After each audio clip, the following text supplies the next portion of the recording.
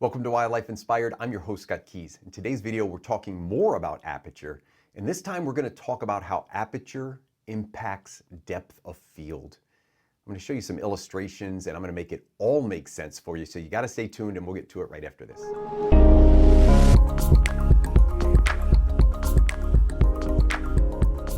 Now, today's video around aperture is part of a series of videos that I'm doing, and it's on my Photo Basics playlist. That playlist is really designed for beginner and intermediate photographers to just understand some of the basic concepts around photography. In today's video, we're going to be talking about aperture as it relates to depth of field and focus. On that first video, I used this lens and I talked about the construction of lenses and how that opening in the middle really works. Some of the numbers that are involved in here, a couple of formulas, but I tried to make it all make sense. And I promise you, if you watch that first video, you're going to understand physically what aperture is. In this video, we're going to talk a little bit more about this opening and closing of the lenses. And this time, we're not going to deal as much with how light gets in. We're going to talk about how that opening affects the final images and how that light changes a little bit when we do that. So it's not just the quantity of light coming in, it's how it actually impacts the images. And this one is going to be about depth of field. By the end of this video, you'll understand what depth of field is because I'm going to show you some animations and illustrations. You're going to understand how depth of field impacts the subjects because I'm going to show you some examples. You're also going to understand foregrounds and backgrounds and how they're affected by that lens aperture opening and closing.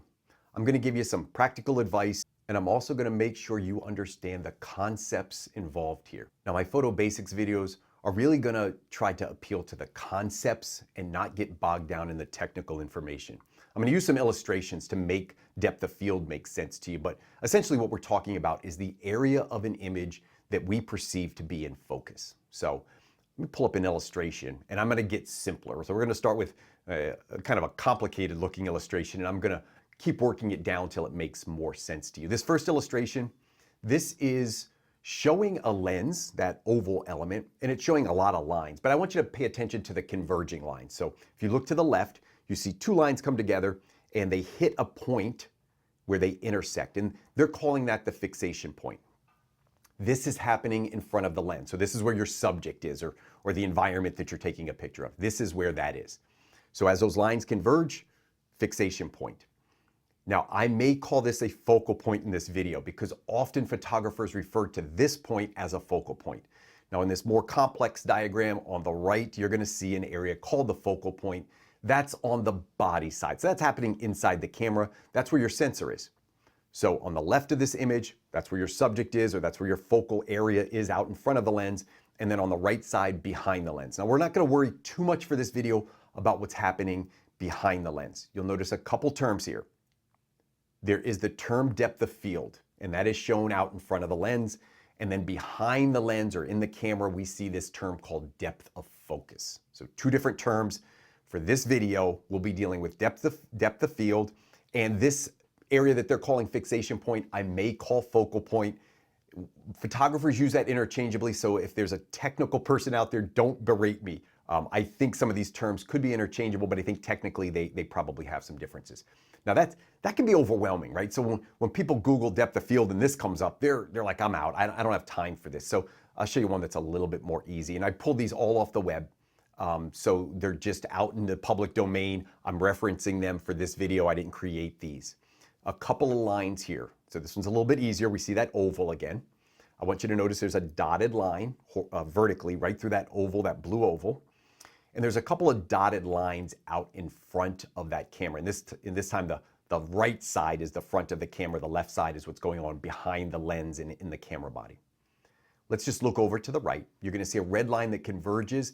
And where that red line touches, those two red lines touch, that would be our, again, I'm going to say focal point, but that would be our focal point. The light blue line shows the area, even though it's not the focal point, it shows the area that we perceive to still be in focus. And these lines will change, and I'll show you this in just a second, but these lines will change. So we can create a depth of field that's based off of the light blue line and the dark blue line, which is now behind the focal plane or the focal point. So focal point being that red line intersecting, focal plane would be the entire area, in this case it's a vertical line, would be that entire area up and down, left and right. Now these are two-dimensional drawings. You got to think of this as a three-dimensional space. A perfect lens would have that entire focal plane in focus, whether it's up above or down below. Lenses don't quite work like that, so generally speaking, the focal plane isn't perfectly in focus all the time. But for this illustration, it kind of shows the point, that there's a focal point, there's an area in front that we perceive to be in focus, and an area behind that we perceive to be in focus. Even though they're not technically the focal point or that fixation point, we perceive it to be. And that area that we perceive to be in focus is called the depth of field. Now, this is calculated mathematically. It is based on a lot of things. It is based off the focal length of the lens, the distance to the subject, or the distance to where we're focusing, and the aperture. And that's the one we're going to talk about today. How does aperture change depth of field, and how does it really work? Now, I've come up with an animation that's a little bit simpler than this one. Took me a while to do these animations, so bear with me. I wish I had somebody that could do this for me or AI generate these things, because this is out of my wheelhouse, but I tried. Here's what I want you to notice on this one. We've got yellow lines, and we've got blue lines, and we have a black circle. The black circle now represents the aperture. So there's lens elements and glass and all that in there, but let's just pretend that that black opening is the aperture. When it's wide open, the top of those yellow lines will be at the top of the aperture, and it will converge down. Now, these converging lines matter. So where those yellow lines intersect, we're going to call that the focal point, fixation point. And in this case, I nailed it. I got it right on the eye. But as the aperture changes, now remember, as I take this lens and I close it and I make it smaller, I want you to think of the light being squeezed. Now again, this is a conceptual video. I just want it to make sense in your head. When I squeeze that light down, those yellow lines are going to start to converge. So when I close the aperture, they get closer, the angle gets smaller, and I want you to pay attention to the blue lines. There are two blue lines there. The closest blue line is the beginning of what we consider to be in focus, and the back blue line is the end of what we consider to be in focus. So in this illustration, as it sits right now, the bird's eye is in focus, the bill is in focus, but it's starting to get close to that blue line, meaning it's starting to get out of focus, and the wing is out of focus. It's beyond that blue line. Now, it's important to understand these aren't magic lines. It's not like everything in between the lines is perfectly in focus and everything outside the lines got really, really out of focus or really blurry. It's a graduated scale. So things closest to that focal point or that perfect focal plane, I'll make a line up here so you see it, parallel to the lens. Remember, these planes all move together. So if the lens tilts, the focal planes tilt, and the sensor's back here, and it all tilts together. For this, we're just going to make them all straight, up and down, and pretty. As things are closer to that eye, or where that intersection is, that focal plane, the things closest to that are the most in focus. I'm going to use the term sharpest. It's technically not the perfect term to use for this, but most in focus. And as I approach the blue, they're slowly getting more and more out of focus. But if they're inside that depth of field, we will perceive them as being in focus. That perception is important because these blue lines, again, they're not magic lines. They don't just all of a sudden become in focus or out of focus. It slowly gets more and more out of focus, but at some point we see it in focus, and at some point we don't see it in focus anymore. Now watch what happens. It's this lens. Let's get rid of the back of the camera. We're going to get rid of everything happening back there. Just deal with the front of the camera. As I close my aperture, watch the lines start to compress together. The angle of that intersection becomes more shallow, and the blue lines begin to push out. I left these blue lines the same height. So as they move, the height of these blue lines isn't changing, and I think of it as getting squeezed because it just makes sense in my brain. So here I go. I'm going to close down the aperture. I'm going to make it smaller. And as it gets smaller, those lines begin to compress.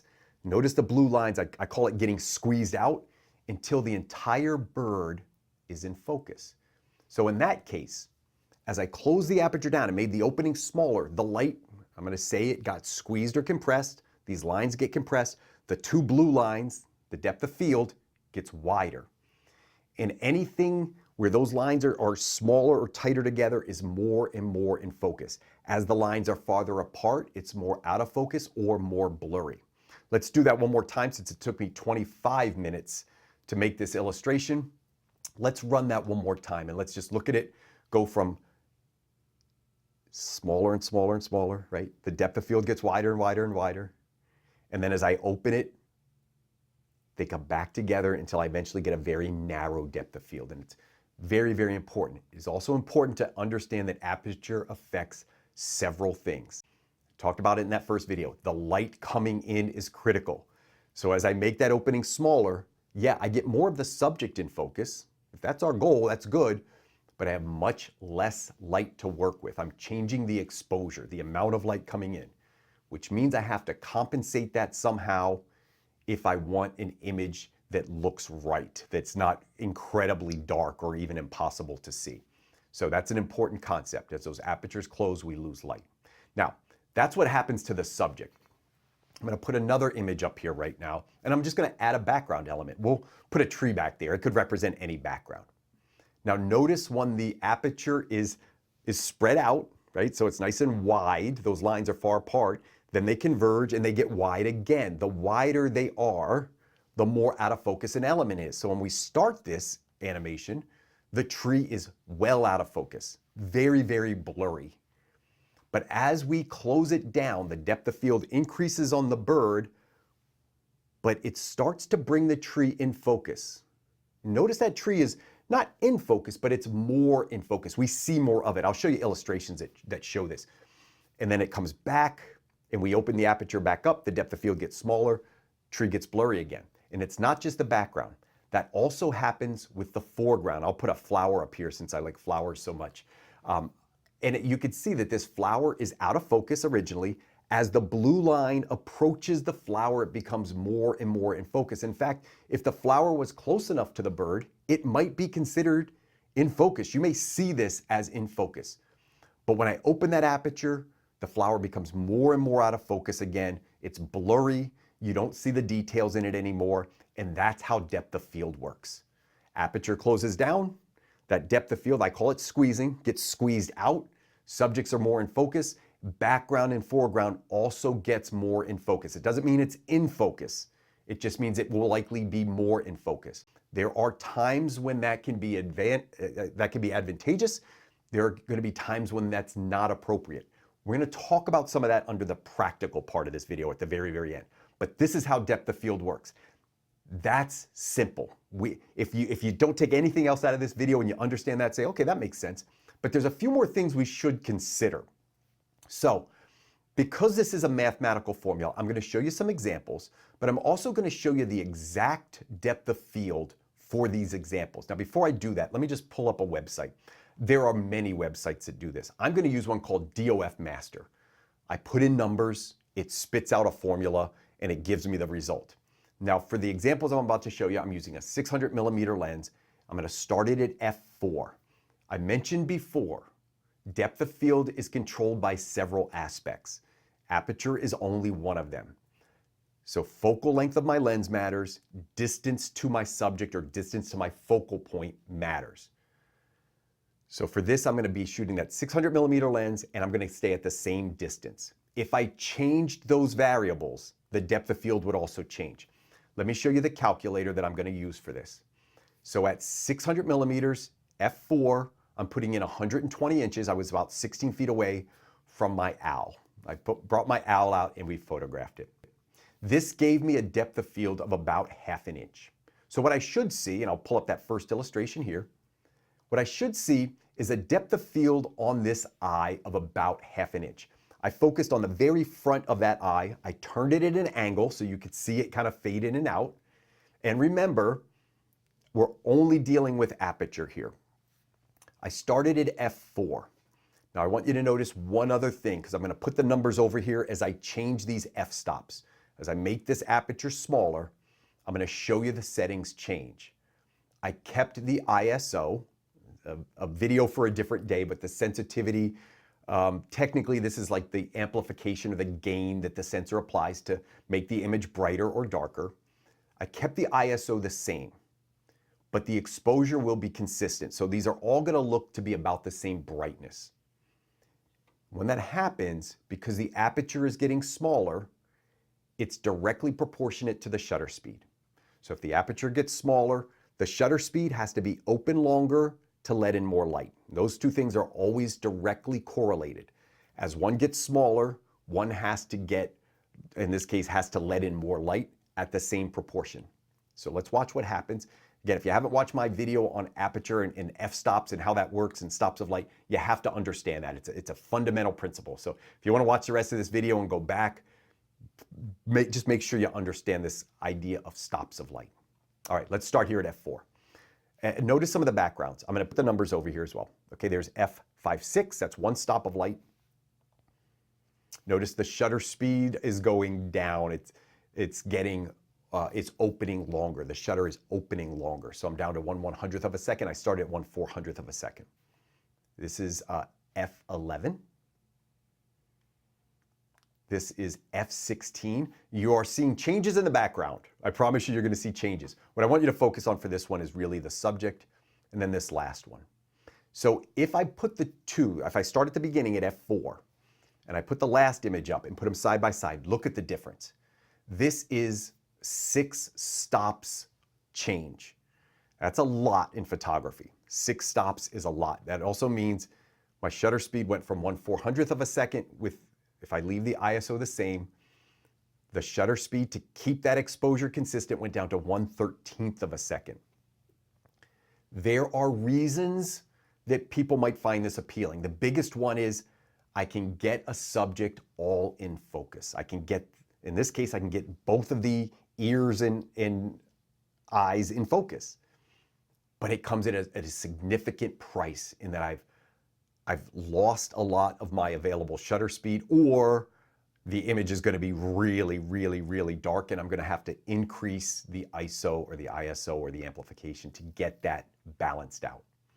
So hopefully that made sense. Again, let me put the before and after up here. The background you are going to notice, we're going to deal with background in a minute, but the background you're going to notice changes. It's way more in focus. There's some other things that happened as well. I might show you these little dots on the screen. So look at the f22 image, and you're going to see actual dots. Those dots are likely either on the sensor or the lens. As I bring things into focus, I'm also any imperfection that's on those lenses or sensors is also getting shown. I'm bringing them into focus. At f4, they're so blurry, they just kind of blur out into the image. So a clean sensor is critical when you start to stop down. So pretty easy to show. I showed you all the settings up here as well. So I showed you what that looked like and what the depth of field is as we changed images. Now, let's look at just the background. I'm going to do this one a little bit differently. I'll start again at f4. I couldn't get a bird to stand there long enough to change the apertures. This was a really nice perch that I had, but you'll get the point here. So I focused on the stick, the background's 10 feet past that, and I'm slowly going to change my aperture. So I'm going to start at f4 and I'm going to take it one stop down again. Now this time I shot this in auto ISO. So I'm going to let my ISO value, I'm going to let that increase. I'm going to keep the shutter speed the same. But what's going to happen is as the shutter speed is 1/500th, it's going to stay open the same amount of time. As my aperture closes down, less light is coming in. I'm changing actually the exposure. I'm allowing less light in, and my camera is going to compensate by increasing the ISO so I can see it, so it's light enough to see. Watch what happens. So I'm going to put all the numbers up here. I go to f6, you'll see the depth of field change, and you'll see the ISO change. Now we're not going to notice depth of field here because I don't really have much of a subject. What you are noticing, even though the depth of field is changing, the depth of field is getting wider, it's bringing in the background. It's bringing the background into focus. It is not in focus, but it's more in focus than it was in the beginning. It's less blurry. So here, super blurry. Lots of bokeh, very out of focus. These images are, sometimes these backgrounds feel dreamy. You'll hear people use that term, like these dreamy, these creamy backgrounds. We'll talk about this in a minute. Do you like it or do you not?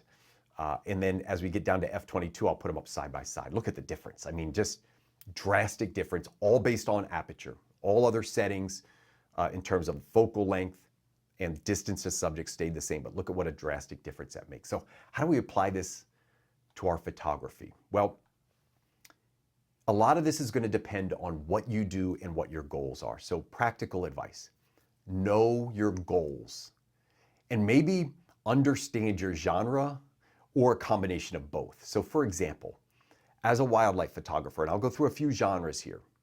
As a wildlife photographer, most of us are going to be shooting 400 to 600 millimeter lenses, not always. And most apertures are going to be f4 to f8. Not always, but that's a solid range.